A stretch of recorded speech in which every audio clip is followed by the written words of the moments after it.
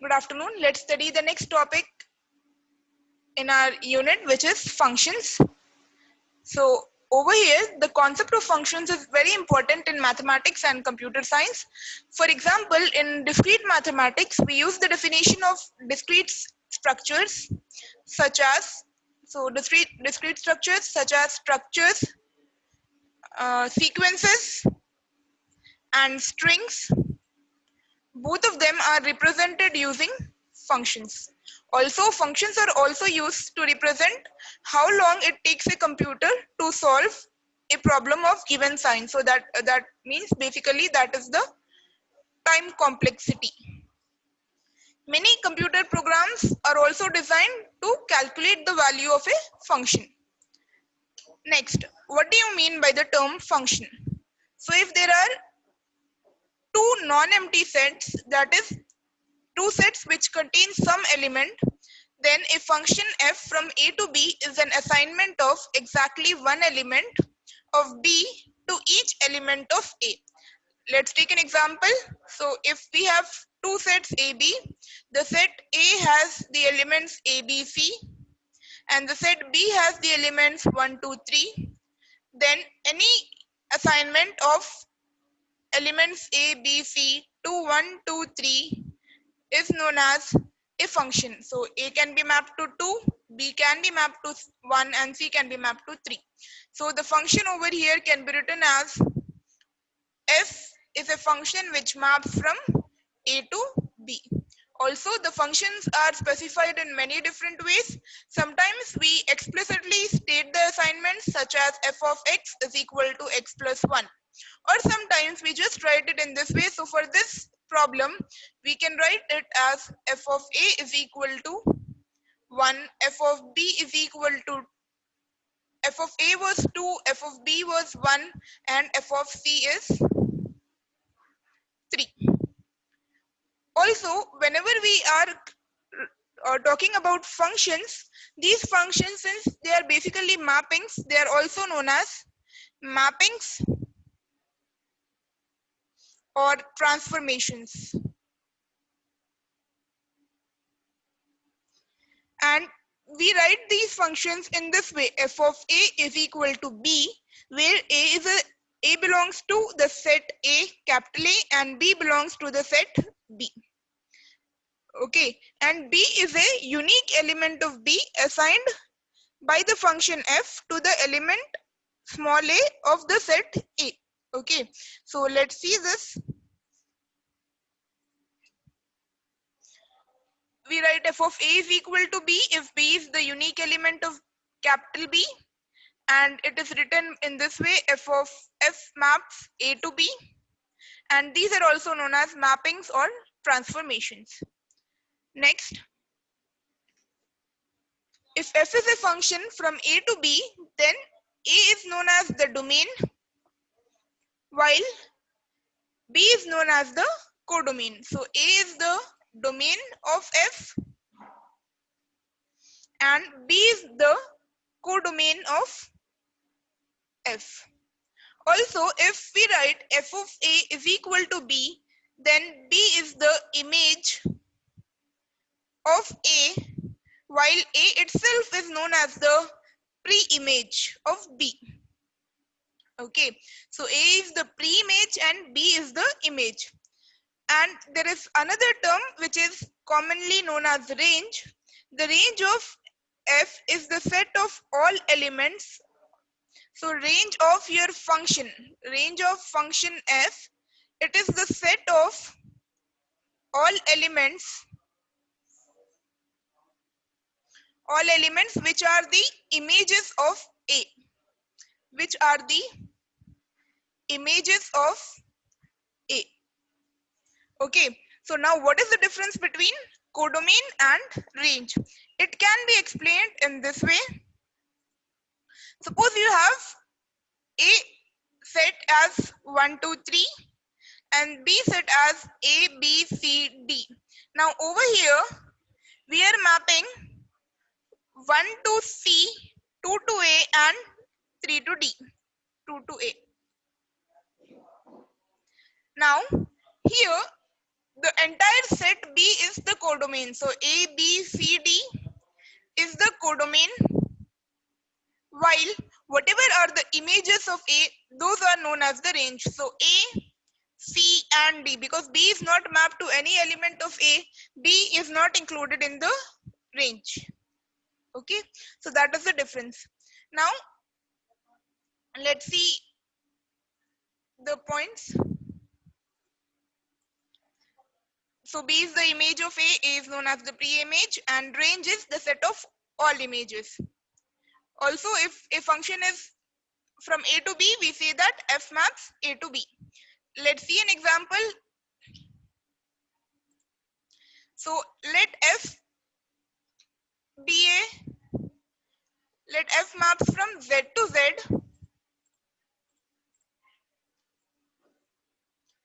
F maps from Z to Z, while F of X is X square. So over here, the domain is all the integers. The codomain is also all the integers. But what is the range? So the range will be the set of integers. So let's see first, let's take an integer. So we will start from -1. -1 will give us 1. F of -2, it is giving us 4. What about 0? 0 square, 0. F of 1, again 1. F of 2, 2 square is 4. F of 3, 3 square, 9. So basically, our range will be the set of all perfect squares. So 0, 1, 4, 9, 16, 25 and so on. So this is our range. Okay. Now, let's see how we represent it. So we represent the mapping of A to B in this way. So A is an element in the set A. It is mapped to an element of B. So B is equal to F of A, and F maps from set A to set B. After that, we are studying about equal functions. Two functions are equal when they have the same domain. So let's write what are the properties for two functions to be equal. Same domain, then same codomain, and map each element to the same element in the common codomain. So that is, two functions are equal when their domain should be same, their codomain also should be same, and even the mapping of the elements should be the same. Then only the two functions are known as equal functions. Now, also we have some terms known as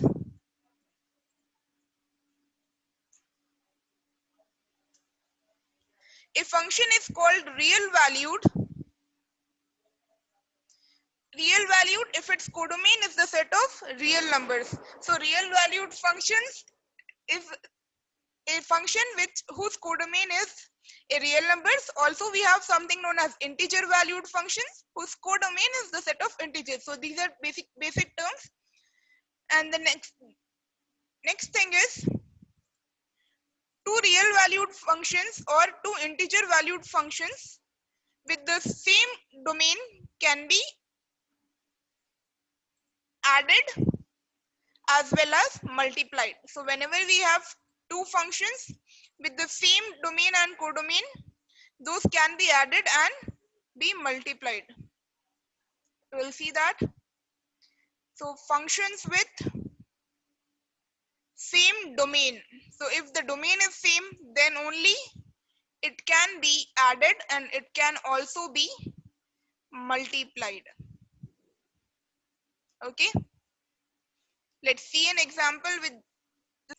So this is the point, two real valued functions or two integer valued functions with the same domain can be added as well as multiplied. Next, it can be expressed in the formula terms as if f1 and f2 are two functions from a set A to the same set R, then f1 plus f2 can be performed, and even f1 f2 can be performed. Okay, so f1 and f2 are functions from the set A to set R, that is real numbers. Then f1 plus f2 and f1 f2 can be performed. The formula is in this way. Let's see an example first. So f1 is the function x square and f2 is the function x minus x square. So what are the functions f1 plus f2 and f1 f2? So let's solve it.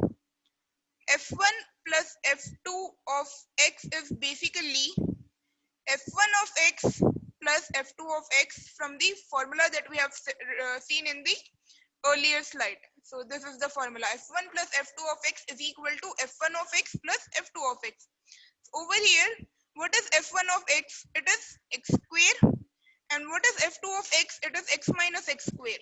So over here, both of them gets cancelled, and f1 plus f2 of x is equivalent to x. Now, what about f1, f2, x? The multiplication of the two real valued functions. Now, this is basically f1x into f2x. So over here, we are supposed to multiply. What is our function 1? It is x square. It is being multiplied by x minus x square. So x square into x is x cube minus x square into x square, x power 4. Okay. So this formula f1 plus f2 of x, it can be done in the way that I have shown in the example. Now next. So these are the solution. Here we are getting x and x cube minus x power 4. Now another topic which is quite simple is that whenever we are taking a set, and if we want to find the image of a subset, that also can be defined. So over here, if f is a function from a to b, that is f maps a to b, and s is a subset of a, so f is a subset of a, the image of s under the function f is also the subset of b. So the image of s will be the subset of b that consists of the images of the elements of s. So it is denoted by f of s is equal to t. There exists a small s, element s, which belongs to your subset, such that f of s is equal to t. So basically this is similar to f of a is equal to b, but instead of a, since we are talking about some subset s, that is the reason we are taking s, and this t is the subset of b.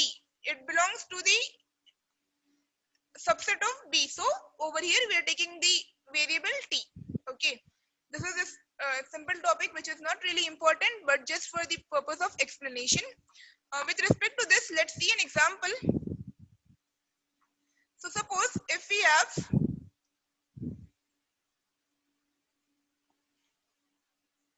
a is equal to a b c d e, b is equal to 1 2 3 4. So a is a set of elements a b c d e, and b is the set of elements 1 2 3 4. Then what will be if we have f of a is equal to 2, f of b is equal to 1, f of c is equal to 4, f of d is equal to 1, and f of e is also equal to 1. Then what is the image of the subset s is equal to b comma c comma d? Okay, so we have to find the images of these elements b c d. So b is mapped to 1, so we write 1. C, what about C? It is being mapped to 4, and D is also mapped to 1. So f of s is 1 comma 4. So this is the image of subset. Which subset are we taking? The subset is s is equal to b comma c comma d. Okay. Next we have the two famous different types of functions that you have already studied.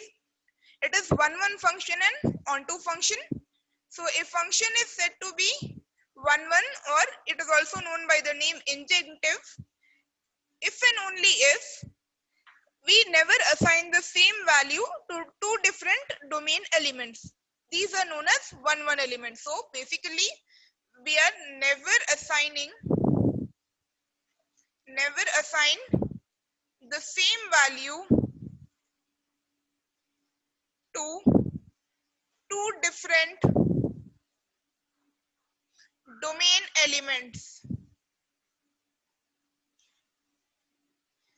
Okay, so if we have, let's see an example. If we have a set in this way where we are mapping A, B, C, D and 1, 2, 3. Okay, now I am mapping A to 2 and B to 1. D is also mapped to 2 and C is mapped to 3. Now, the element 2 is mapped to two elements A and it is mapped to D. Okay, the element 2 of set B is mapped to both A and D. So this kind of function is not 1 1. It is not 1 1. Okay, so never assigning the same value from the codomain to two different domain elements. Okay, now let's see one example.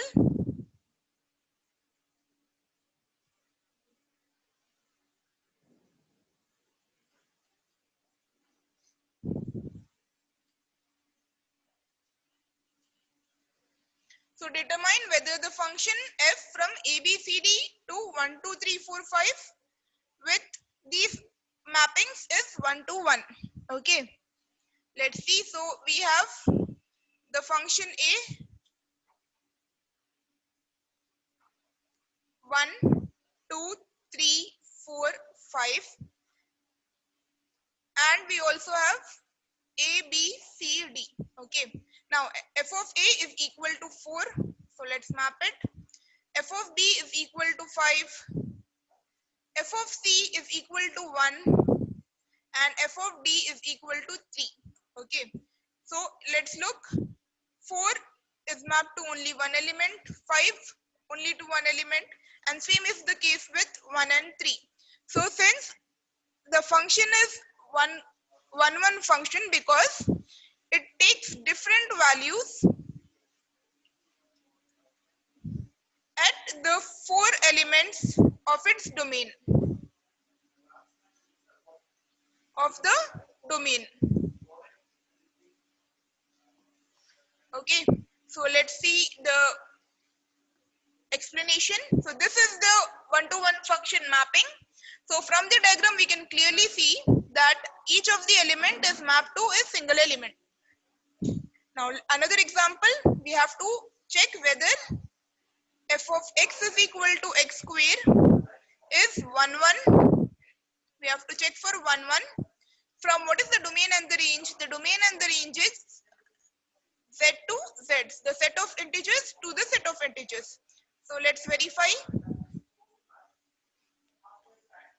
The function is f of x is equal to x square. F of x is equal to x square. Let's see. F of 1, it will be equal to 1. What about f of minus 1? F of minus 1 is also equal to 1. So f of 1 and f of minus 1 both are mapping to the same element 1 of the codomain. So this is here codomain. They are mapping to the same element. Hence, this function is not 1 1. It is not 1 1. Okay.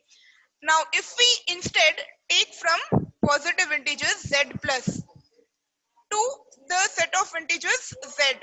Okay. Now, in this case, f of 1 will be equal to 1, f of 2 will be equal to 4.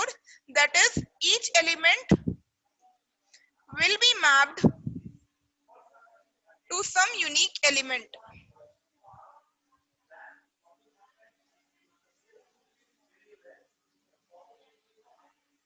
So this means whenever we are mapping from positive integers, it will be 1 1. But in this case, for our solution, it is not 1, 1.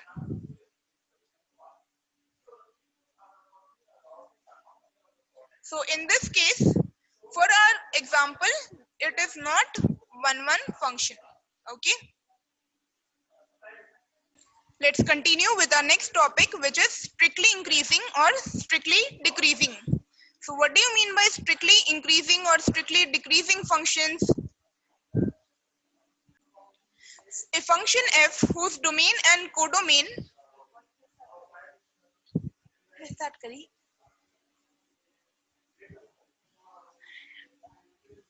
whose domain and codomain are subsets of the sets of real numbers is called increasing if f of x is less than or equal to f of y, and strictly increasing if f of x is less than f of y. Now what do you mean by this?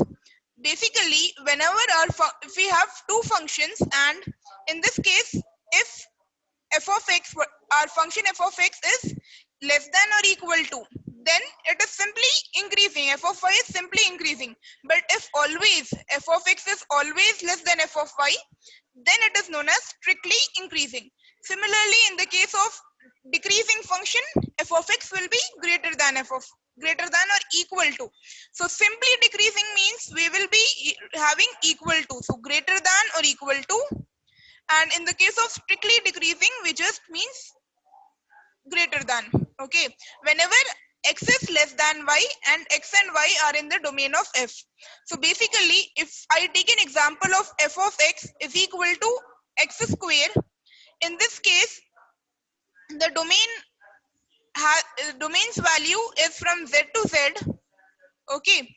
So every time we enter the value, f of 1 is equal to 1. What about f of 2? It is 4. So this function is strictly increasing function. Okay. This is a simple topic, not much to be explained over here. Now let's see the another type of function, which is onto function. Onto function is a function f from a to b is called onto or surjective if and only if for every element b belongs to b, there is an element a belongs to a with f of a is equal to b. Now over here, what do you mean by onto function? What is the meaning of this statement? Whenever we have a codomain, then that codomain should be completely mapped to A. That is, in the case of onto function, codomain and range, both of them should be equal. That is, if we have example A, B, C, D and 1, 2, 3, all the elements of the codomain should be mapped to the domain. So 1 is being mapped to A, B is being mapped to 2, C is being mapped to 3, and D is being mapped to 1. This may not be 1, 1 function, but it is onto because for every element of B, there is an element A, which is the pre-image. Okay. Now, let's see an example. Let f be a function from A, B, C, D to 1, 2, 3 defined in this way. So we have A, B, C, D, and let's do the mappings directly. 1, 2, 3. A is mapped to 3, B is mapped to 2, and C is mapped to 1, and D is also mapped to 3. So is f an onto function? Because all the elements of the codomain, because all the elements of codomain, the images of elements in the domain, these are the images. So because of all the elements of the codomains are images of elements in the domain,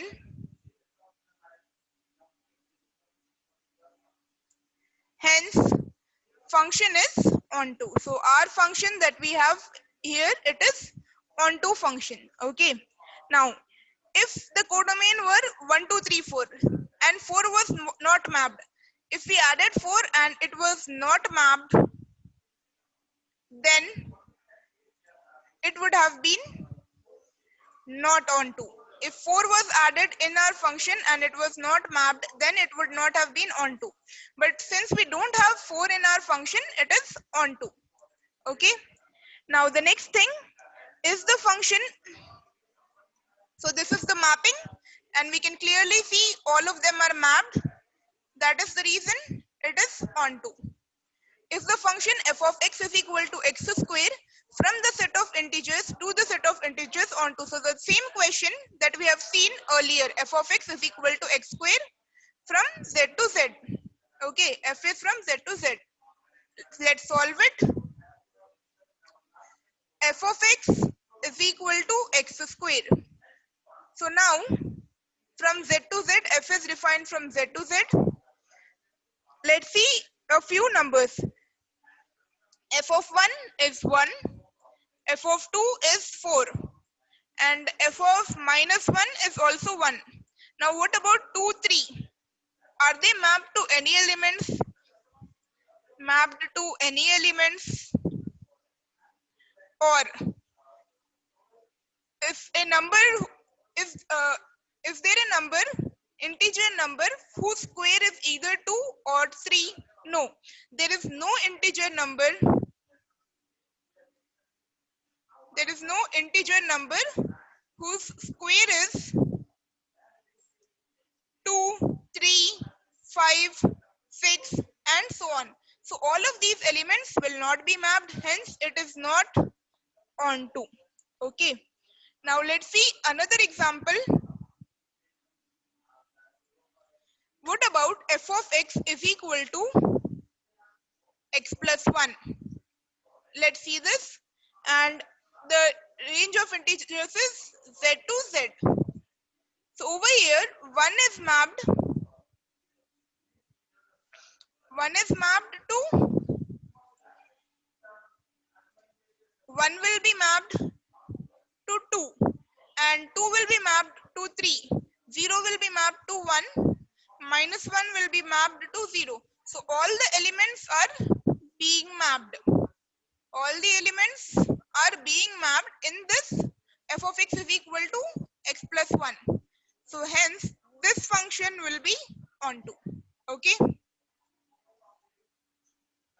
Let's move on with our example. Now, these are the different types of correspondences. So over here, the first one, for the first one, if A is mapped to 3, B is mapped to 4, and C is mapped to 1, and 2 is left over here. So in this case, the element of the codomain B2 is left over. So this function is 1, 1 because each element of the domain is mapped to a unique element, but 2 is left over, so hence it is 1, 1 but not onto. Now what about this one? Over here, A is mapped to 2 and D is mapped to 2. Now both the elements A and D are mapped to 2. That is, A comma D does not have a unique image. In this case, this function is onto but not 1, 1. Now what about this function? Each of the elements is uniquely mapped, that is f of A is equal to B in such a way that A is equal to B, that is our 1, 1 function. And what about onto? All of the elements in the codomain are mapped, so it is even onto. What about this one? Over here, 4 is left, so definitely not onto. And 2 is mapped to both A and C, so definitely not 1, 1. Now what about this? The domain element A is mapped to 2 elements. So whenever a domain's element is mapped to 2 elements, and those are, every time if you remember the function's definition, the function is that exactly it should be mapped to one element of B and it should be a unique element. So over here we are mapping to 2 elements, not exactly one element. So function definition was A from mapping from A to B should be of exactly one element. Okay, so these are the few examples. Next, what do you mean by bijection? This is also something which has already been studied in the earlier classes. That is a function which is both one-to-one and onto is bijection. So let's check for this example, A, B, C, D to 1, 2, 3, 4. Let's just directly do it. A, B, C, D, 1, 2, 3, 4. Okay, and what are the mappings? You can write it easily. So A is mapped to 4, B is mapped to 2, C to 1, and D to 3. Now, let's check. First, we will check for 1-1 function. So, 1-1 function definition was never assign the same value to two different domain elements. So, same value is not assigned to two different domain elements. Okay. Now, what about onto function? In the case of onto function, all the codomain, the entire codomain should be mapped. So this was for 1-1.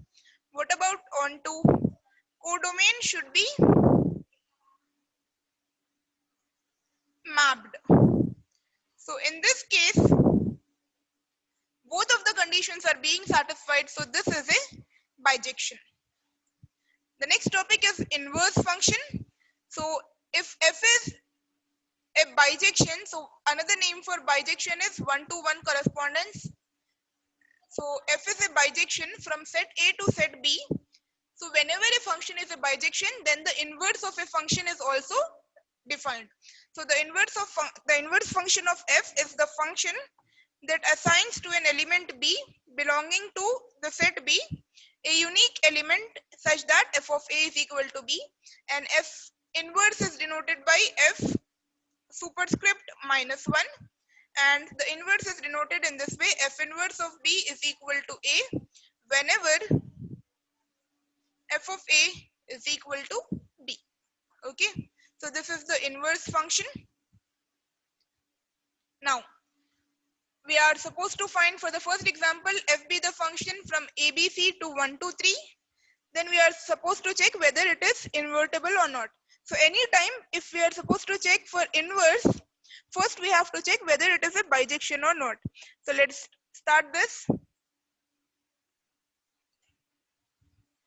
So it was given that we had mapping from ABC to 1 to 3 in such a way that A was mapped to 2, B was mapped to 3, and C was mapped to 1.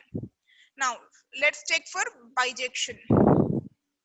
For bijection, we have to check for 1-1 and then on 2. We have to check two conditions. 1-1, it is we never assign the same element to the codomain. So this is true. Okay, 1, 2, 3 are each mapped to unique elements. On 2, is there any element left in the codomain? No. So this is also satisfied. So this function is a bijection. If it is a bijection, we can find the inverse. So what was the inverse? If f of A is equal to B, then f inverse of B, then f.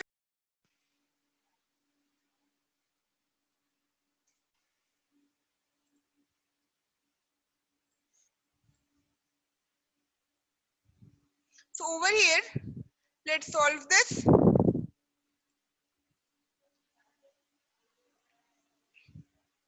If so, first and foremost, let's begin with f of A is equal to 2, the question. F of A is equal to 2, f of B is equal to 3, f of C is equal to 1. We have already checked for bijection. So bijection means 1-1 and 1-2. Now, if f of A is equal to B, then f inverse is defined by f inverse of B is equal to A. So this is, what will be the f inverse of 1? So f inverse of 1 will be equal to C. F inverse of 2 will be equal to A. and f inverse of 3 will be equal to b. So this is the inverse. Okay. Now let's see another question with respect to inverse. Let f is equal to z be such that f of x is equal to x plus 1. Is f invertible, and what is the inverse? So over here f of x is equal to x plus 1. First we have to check for bijection.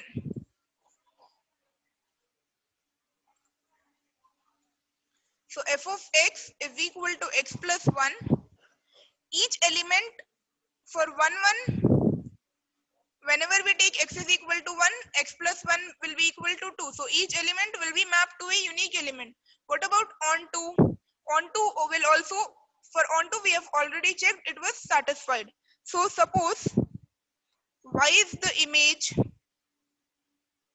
of x, then y is equal to x plus 1. Okay, so y is the image of x, that is we are saying f of x is equal to y. So we can take y is equal to x plus 1. Instead of f of x, we are replacing it with x plus 1. X will be equivalent to y minus 1. Okay, now f inverse of y was x. Okay, so similarly if we replace y with x, f inverse of x will be x minus 1. Okay, or this can also be written as f inverse of y was y minus 1. Okay, so let's see the explanation.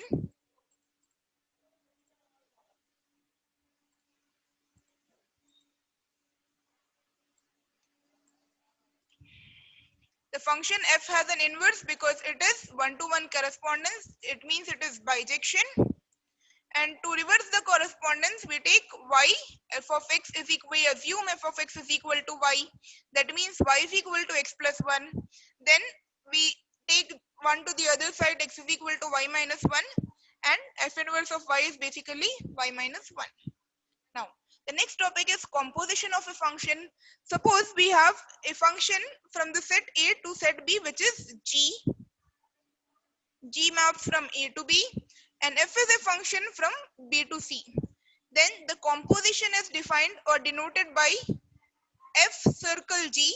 So composition of the functions f and g is denoted by f circle g, and it is defined in this way. F circle g of a is equal to f of g of a, where what is a? A belongs to your set capital A. Okay. Now let's see an example. So g be the function from set ABC to itself. Okay. So g is a function from set ABC to itself in this way. So I'm defining g over here, ABC and ABC. Okay. A maps to B maps to C, and C maps to A. And f is a function from ABC to 1 to 3. So f is a function from ABC to 1 to 3. And what is that function f? A maps to 3, B maps to 2, and C maps to 1. Now what is the composition of f and g? So basically we are supposed to find f circle g. So f circle g, we are writing it in this way. So f circle g, we are supposed to find for the element A. So for all the elements of the set A, we are supposed to take that f circle g of B and f circle g of C. How can we write it? So it can be written in this way.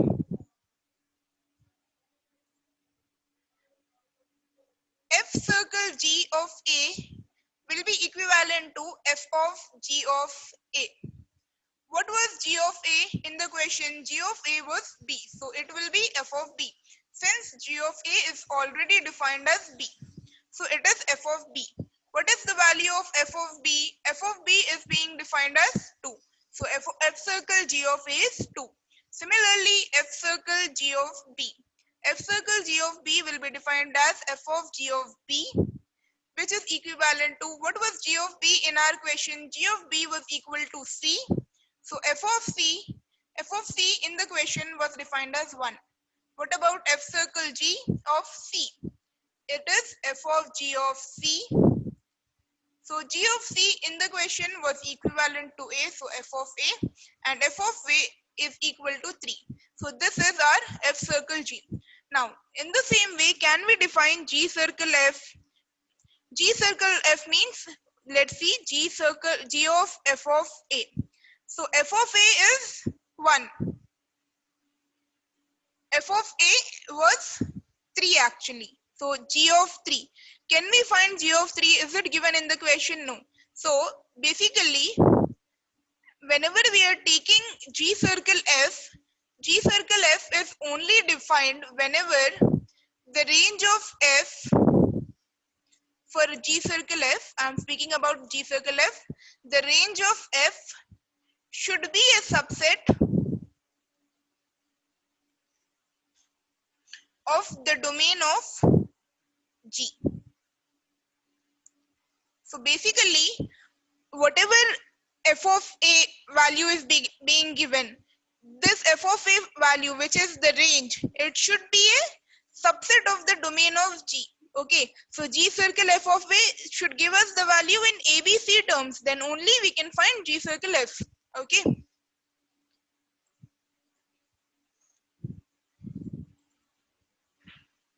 let's see the solution for the same.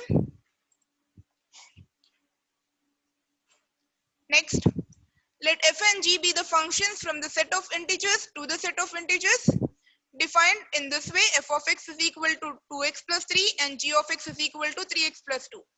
We are supposed to find both f circle g and g circle f. So f circle g of, since we have x, we are supposed to write x over here.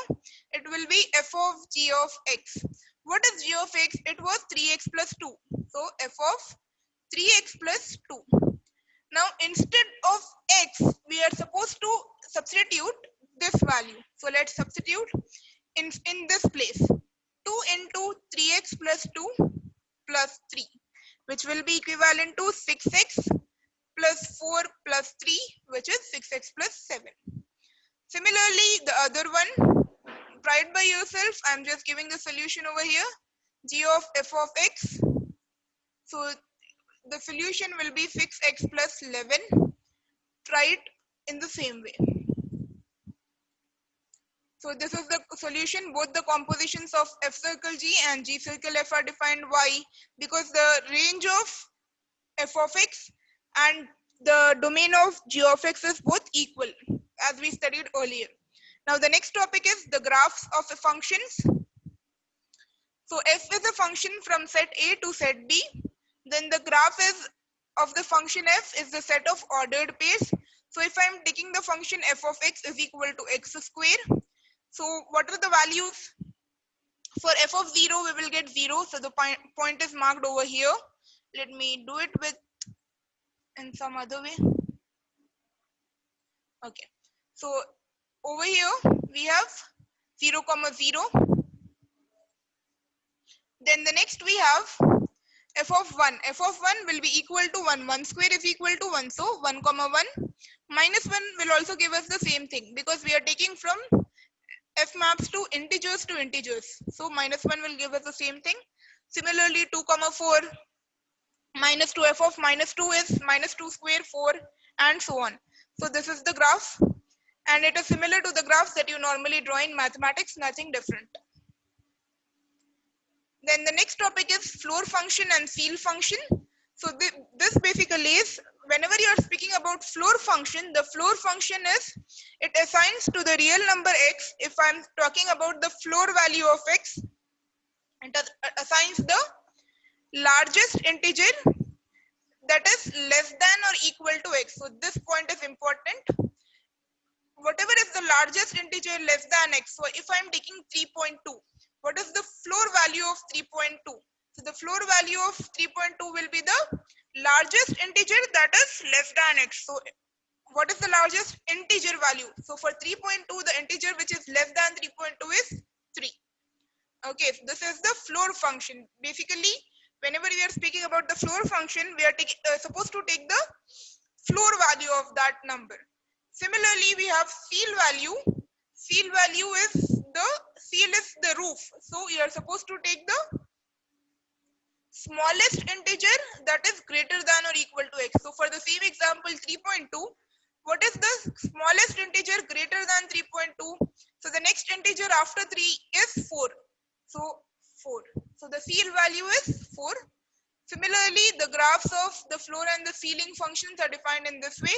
So anytime we are speaking about values less than 1, the floor function will give us over here. So 1 is mapped from this point 0 to 1. It will always be 0. But in the case of CL value, it will be equal to 1. So if I am taking 0.7, the floor value will be 0. But the CL value will be 1. So the same is depicted by the help of a graph. So that's it. We have completed half of unit 1. We'll continue with the next in the next class. Thank you.